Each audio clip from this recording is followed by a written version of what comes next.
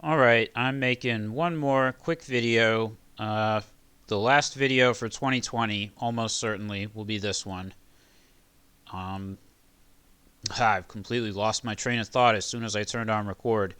So the Jade C cards, I did a quick review for these. So the good news is now I'm like 90-95% sure that these cards will eventually be released and they'll be made playable in a similar way as the Forgotten Heroes. That's pretty cool. I look forward to playing with them. But also, there's been some changes made to them. Some of them have become completely new cards. Some of them have just had their text changed around. So I wanted to just briefly look at what are the most recent versions of these cards, sort of preview what we might be getting. And of course, they might, and some of them probably will, change again before they actually get released. But anyways, this card is now Wraith. This was previously Smuggling Vessel. It's still a zero cost warship location. Now it's unique. It gives Dale Seaworth stealth, whatever that's like flavor. But what they changed is now previously you had to like kneel the location and kneel a smuggler character to use the effect. Now you just kneel and sacrifice Wraith. So you kneel and sacrifice this zero cost location to choose and kneel a location. So it's like a sea bitch, but it costs 0, and it just kneels the location instead of stealing it, and gives Dale Seaworth stealth for whatever that's worth, which not much, I don't think. I think this version of the card is a lot more playable. Will it get used commonly? No idea. Will it be like? This is definitely not going to be something that all of a sudden makes the smuggler warship type of theme like good or viable. That's not, this is sort of a support card. It's not a card that will make a theme run, but it is a card that's, I guess if there's certain locations that you just really hate as Baratheon, you could include this as some sort of softer location control. It's kind of like Lay Siege, right? Lay Siege is the event that kneels a location, but again, this costs 0. So it is better than that, in a sense. So yeah, not sure what else to say about that. I think it is better than the previous version, I'll say that. I like this more than the smuggling vessel that required you to kneel a character. Harlaw, this was previously Foam Drinker, I think. This is a 3-cost Greyjoy, unique location. Reduce the reserve value on each opponent's revealed plot card by 1, and then it gives you +1 reserve. So I'm not sure if they're trying to push Kings of Winter with this. Clearly it's trying to build the Greyjoy reduce the opponent's reserve theme, which has like 2 or 3 cards in the entire card set that do anything with it. There's another card that no one ever uses because this is a terrible theme, kind of like the Nice Watch increase your own reserve theme. It just doesn't really, there's just not much there. It doesn't seem to really work out. What is that card called? Moat Kalen, I think, and I think it's like if there's winter plots out, then it reduces their reserve and it boosts yours. So this card feels like that, except of course it's not dependent on winter plots, but you could combine it with winter plots and see if you're going to reduce their reserve down to some really low number. The other part of the card is it reduces the cost of the first House Harlaw card you marshal each round by 1. I had gone ahead and searched up Sand Snakes here, but I guess we should look at House Harlaw as well.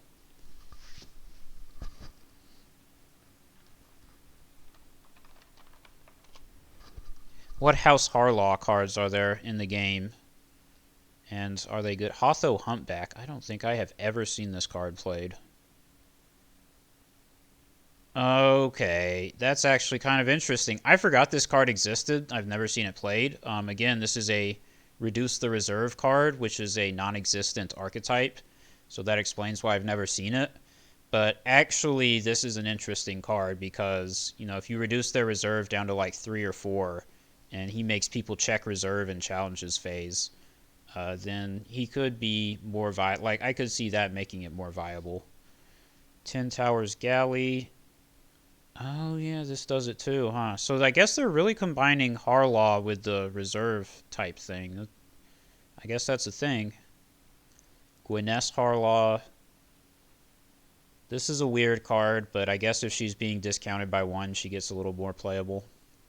Alanis is definitely decent, and Knight and Reader. Those are also decent and playable cards. So there's a reasonable number of cards here, actually. And again, you can see like the Ten Towers Galleon, Hotho, in particular, combining with that reserve theme. Is that going to become like a deck type that you have to watch out for? No. I mean, there's no way it's going to be better than Aloof and Apart, play the big characters, but it's interesting, and I think it makes it more possible and more viable. That's pretty cool. I think it's better than Foam Drinker. The Foam Drinker card that was there before was very not interesting, in my opinion, and was likely to never be played.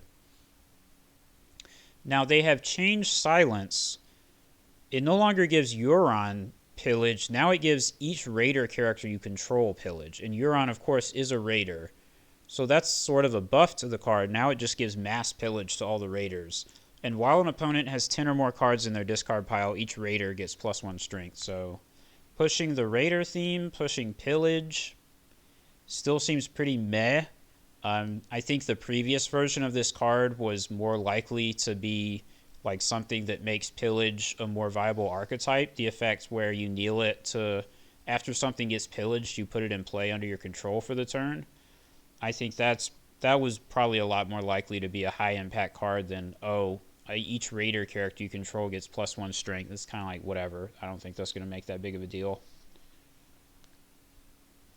The Milk Snakes they changed as well. So they have added, so previously this card, it did not have the Bestow or the second 2 abilities. It just had like Ambush, Force, Stealth, and that was it. Now it's each Clansman character with 1 or more gold gets a power icon, and action move 1 gold from Milk Snakes to a Clansman character you control. And it has Bestow 1, so you can put 1 gold on it when it comes in. This is way better than the previous version of the card. The previous version of this card was very unremarkable. This is a version of it that does a lot more to make Clansmen, worth playing and decent and able to do stuff, because they do, correctly, as this identifies, have a lack of power icons and too many like military single icon characters. This helps with that, and it goes with the Bestow stuff as well. So sort of combining with a theme that they've been trying to push recently. I think this Elia Sand is the same. I don't think she's changed at all. I can't quite remember, but Brimstone has changed completely. And I can't remember if this was still called Brimstone before, but either way, previously it was a 3-cost location. It gave each Sand Snake +1 strength, which this still does. And it was like kneel it to choose a character and have them gain a challenge icon, which I thought, okay, I mean, that's something, right? But this version, in my opinion, is way more interesting and way more impactful, and like likely to make a Sand Snakes deck into a real threat to watch out for. First of all, it only costs 1. It's really cheap for what it does. It kind of reminds me of Flea Bottom almost. Oh, they changed it. Okay. Wow, this card has literally been changed within like the last couple days. So previously, and clearly they have, whoever's playtesting has figured out what I was seeing with this card. The version of this card at one point said challenges action, kneel Brimstone and return a Sand Snake character to your hand to gain X gold, where gold equals, or X or whatever, equals the cost of the card.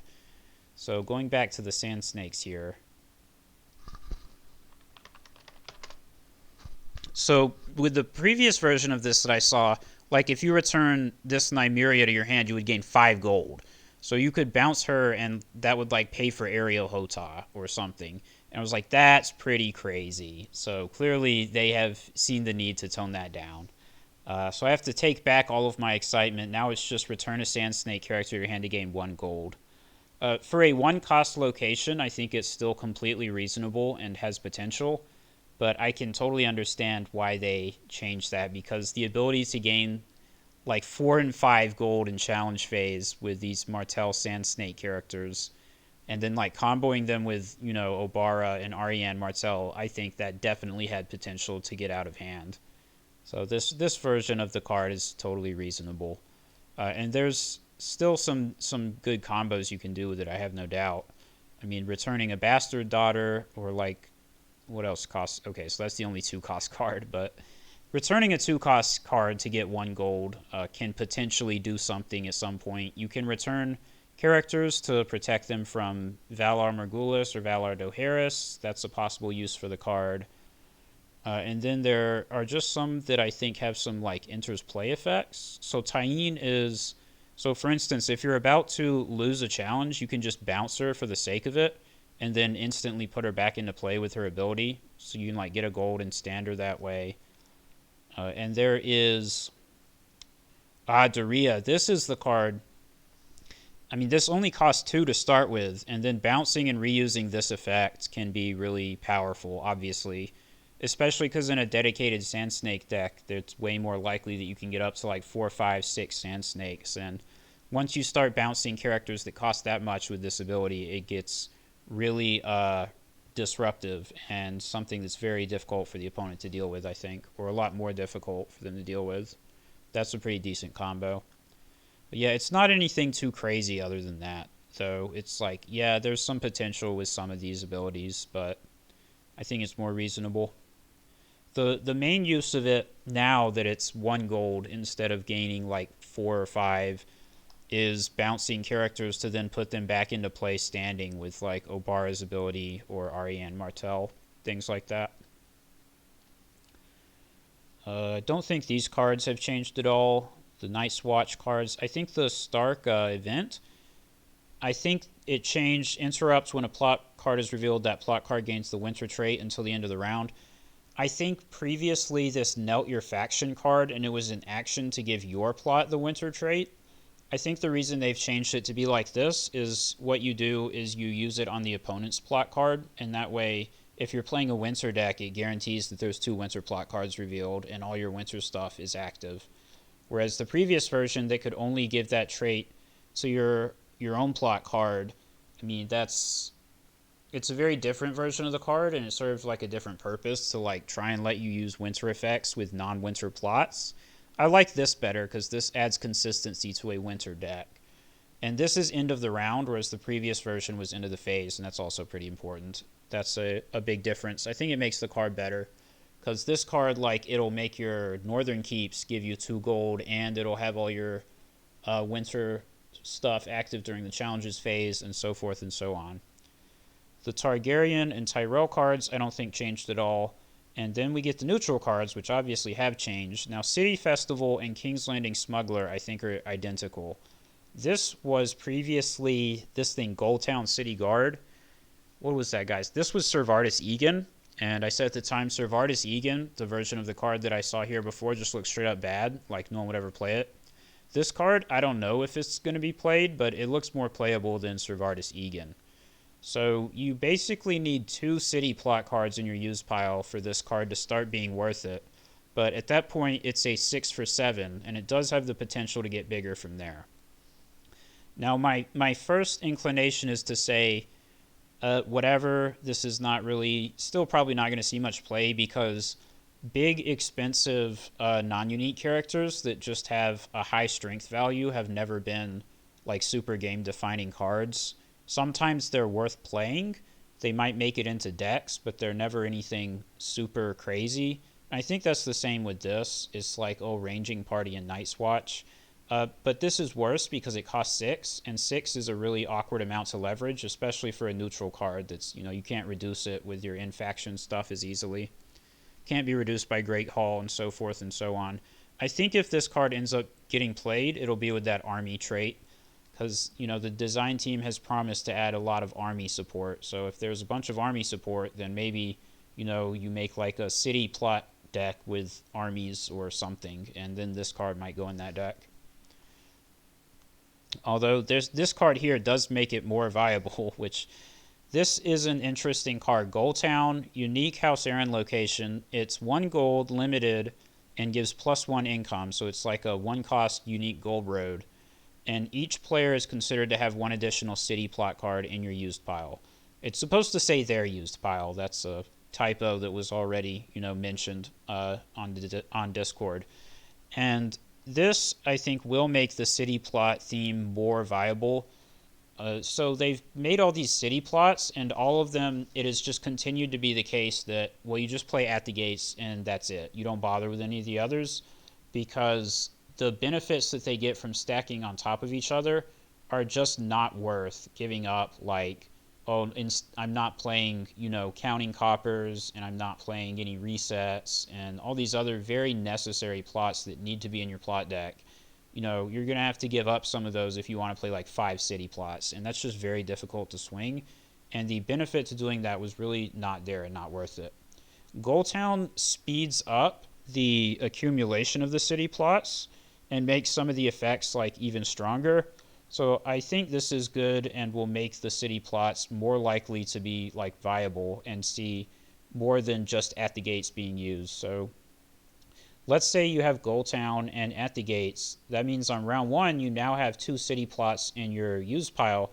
You can flip City Festival as your second plot and it'll be an 8 gold plot. So that right there is a lot more worth it. And then we can look at the other city plots.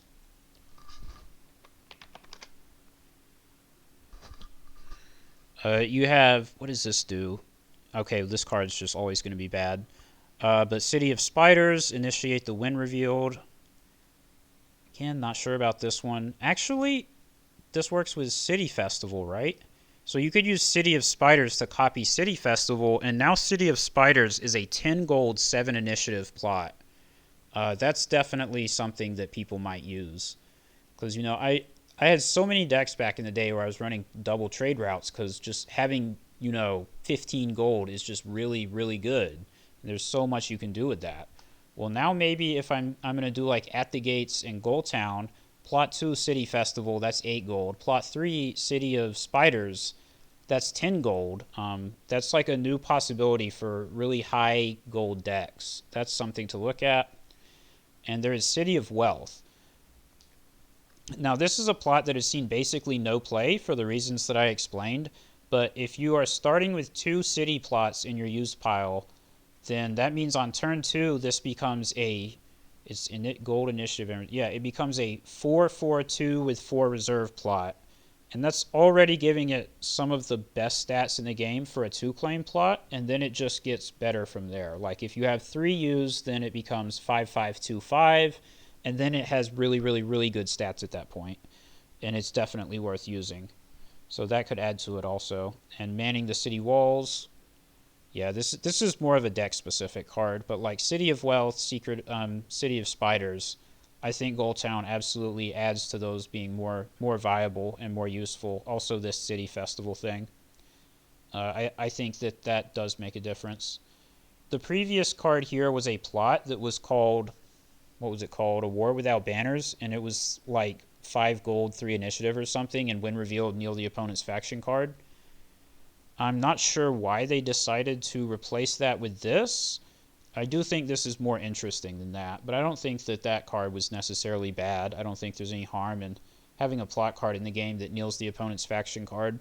The reasoning might be that if you want to tech for that, like if you want to take out their faction card, like you can already run Old Bill Bone in your draw deck, and like dedicating an entire plot to it is not really worth it compared to just doing that. I don't know. I think it would have been fine to have the option though. Anyways, that's my thoughts on the updated Jade C cards. Still like them. I still think they look cool. Overall, I think the changes and new cards have made the set even better and more exciting. I look forward to playing with them next year.